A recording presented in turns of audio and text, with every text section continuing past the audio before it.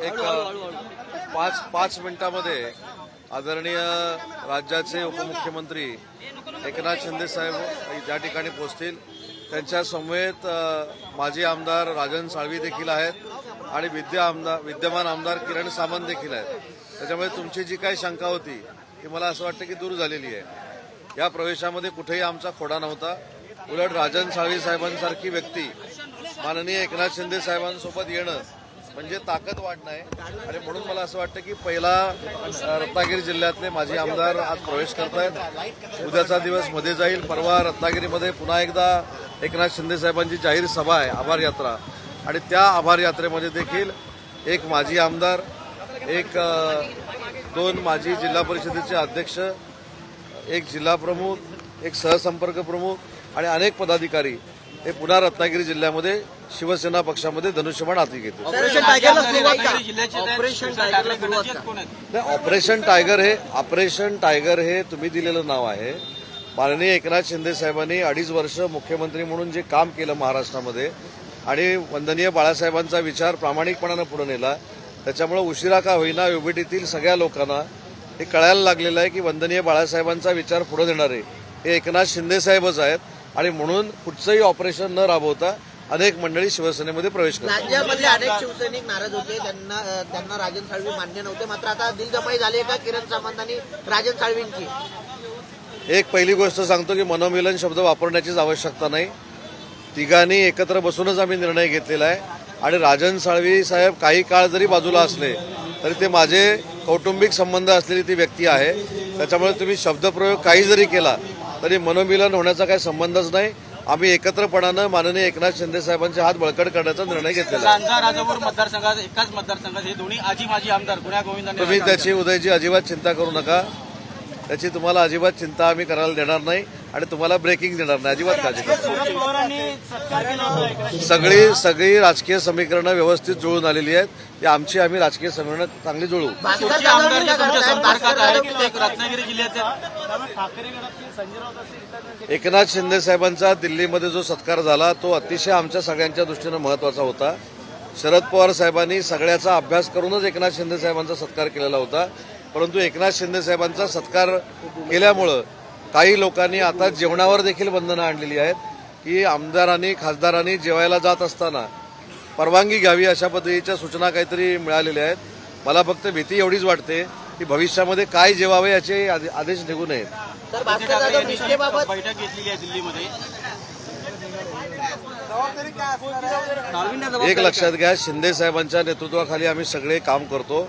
त्याच्यामुळे राजन साळवी साहेबांवर जी एकनाथ शिंदे साहेब संघटनेची जबाबदारी देतील ती मान्य करून आम्ही पुढे जाऊ. तर भास्कर जाधव निष्ठेबद्दल प्रश्न. राजन साळवी साहेबांनी काही मागितलं नाही आणि कुठचं आश्वासन दिलं नाही.